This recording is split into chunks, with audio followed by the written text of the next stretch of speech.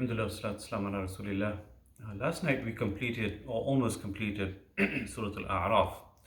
And one of the most famous stories that we can find in Surah Al-A'raf is about a village which, according to Mufassirin, was on the shores of the Red Sea in a place which is known as Eilat, which is in modern day Israel.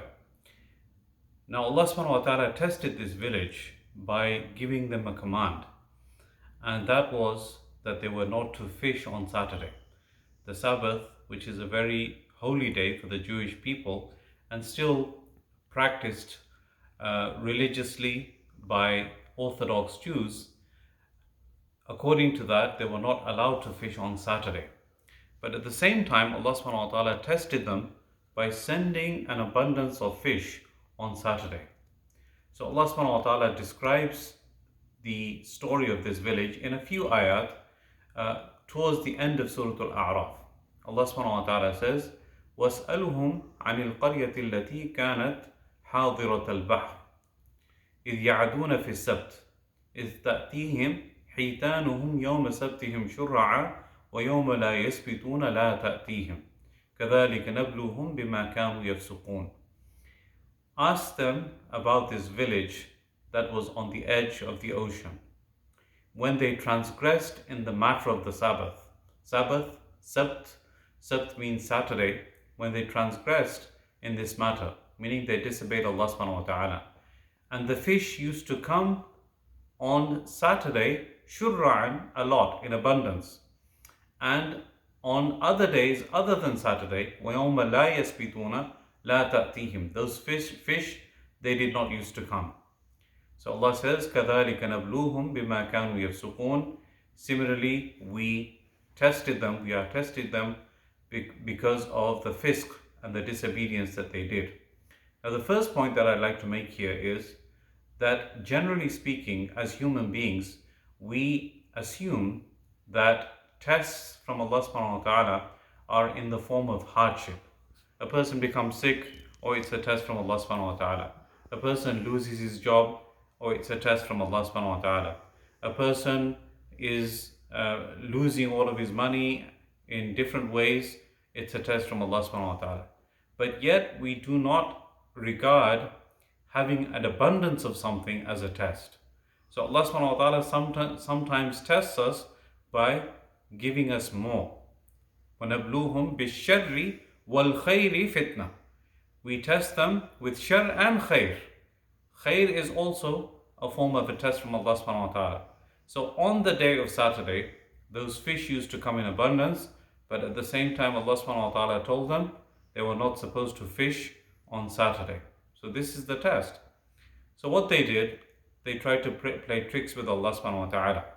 And they put out their nets on Friday night, and they gathered the nets on Sunday when the day of Saturday had gone. And of course, those fish that came, they got caught in the nets and they fished, and they took that fish on Sunday. And basically the idea was that we did not fish on Saturday, we did not disobey Allah subhanahu wa ta'ala. So now a group from amongst them stood up and said, what you're doing is wrong. وَإِذْ قَالَتْ أُمَّةٌ مِّنْهُمْ لِمَ تَعِظُونَ قَوْمًا اللَّهُ مُهْلِكُهُمْ أَوْ مُعَذِّبُهُمْ عَذَابًا شَدِيدًا. So this group stood up and started to advise them and tell them that what they were doing was wrong. And yet there was a third group. They knew that what was going on was wrong, but they didn't want to get involved. They said, okay, we should mind our own business. And even those people that were advising and telling those people that what they were doing was the disobedience of Allah subhanahu wa ta'ala, they said to them, why do you need to even talk to these people? Allah is going to punish them. What they're doing is wrong, yes, but why do we need to do anything? So the response was from these people that were advising, قَالُوا مَعَذِرَةً إِلَىٰ رَبِّكُمْ وَلَعَلَّهُمْ يَتَّقُونَ. They said, at least we need to have an excuse for Allah subhanahu wa ta'ala. Meaning that when Allah questions us and when He asks us, that what did you do when my commands were being broken? At least we can say to Allah that, oh Allah, we did what we could. We tried to advise them, but they did not listen. And وَلَعَلَّهُمْ يَتَّقُونَ, maybe one or two of them or all of them might have the taqwa and fear of Allah, and they might stop what they're doing. So at least we can try. So from here we derive that three groups were formed. Again, the ones that were doing the disobedience, a group that stood up and tried to advise them, and then a third group that really didn't want to get involved and even tried to stop the advising group from doing what they were doing. So then what happened? Allah subhanahu wa ta'ala says, فَلَمَّا نَسُوا مَا ذُكِّرُوا بِهِ أَنْجَيْنَا الَّذِينَ يَنْهَوْنَ عَنِ السُّوءِ وَأَخَذْنَا الَّذِينَ ظَلَمُوا بِعَذَابٍ بَئِيسٍ بِمَا كَانُوا يَفْسُقُونَ. When they forgot what they were being advised, Allah says, we saved those people that were forbidding the evil. Meaning this group that was standing up and trying to advise, Allah subhanahu wa ta'ala saved them. And as for the people that did the dhulm, we gave them a painful punishment because of what they were doing. So in the beginning there were three groups, but here at the end Allah subhanahu wa ta'ala just puts people into two groups. One was the people that were advising, and the other two are included in the punishment, the ones that were doing the wrong and also the ones that were not forbidding the wrong. So this is the second point that we have here. It's not sufficient for us to sit idly by while evil is being committed around us, in our communities, in our societies. We have to stand up and be vocal and try whatever we can to put a stop to that evil that is taking place. So this is the second point. We need to do whatever we can. Otherwise, we may be punished by Allah subhanahu wa ta'ala for not doing what we can be doing. So then after that, Allah subhanahu wa ta'ala says, فَلَمَّا عَتَوْا عَمَّا نُهُوا عَنْهُ قُلْنَا لَهُمْ كُونُوا قِرَدَةً خَاسِئِينَ. When they continue to transgress. So it seems as if there were two waves of punishment. One wave of punishment came and they were punished, but then they continued to do what they're doing and they still didn't listen. And at that point Allah subhanahu wa ta'ala says that those people that were doing wrong, they were commanded by Allah subhanahu wa ta'ala to become monkeys. So the scholars of tafsir, they say that at this juncture, only the people that were doing wrong were involved in being turned into monkeys by Allah subhanahu wa ta'ala as a punishment.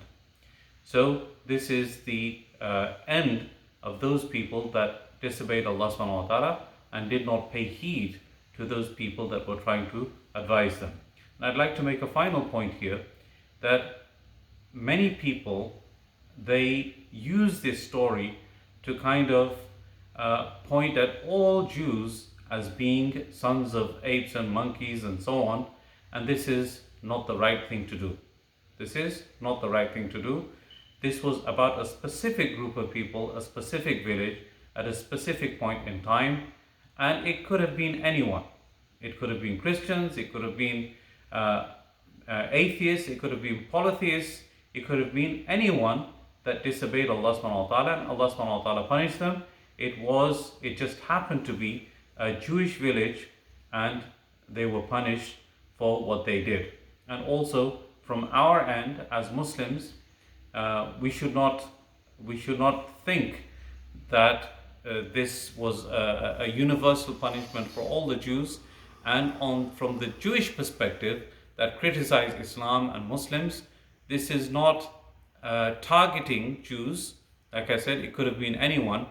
It could have been atheists, it could have been Muslims, and the Jewish people should not feel that Islam regards them as monkeys and so on. It was for a specific group of people at a specific point in time, and it was not a general ruling for anyone. Otherwise, for the Jewish people, if we look at Surah Al-Baqarah, all of it talks about how Allah subhanahu wa ta'ala elevated their status and gave them honor and gave them so many different kinds of rewards in this world because of their status of being from the children of Israel, basically children of prophets alayhi salatu wasalam, children of Anbiya alayhi salatu wasalam, going back all the way to Ibrahim alayhi salatu wasalam. So Allah subhanahu wa ta'ala gave them a high status. But when they disobeyed Allah subhanahu wa ta'ala, then for that disobedience, they became disgraced. So in any case, the point of the story that we learned today was that disobedience of Allah subhanahu wa ta'ala, when it takes place, we need to have an excuse in front of Allah subhanahu wa ta'ala by trying to forbid that evil. Otherwise, we will be held accountable, and if we do not stand up, we could also be included in this punishment that comes to those people that are doing wrong. I pray that Allah subhanahu wa ta'ala gives us tawfiq to understand and practice what has been said.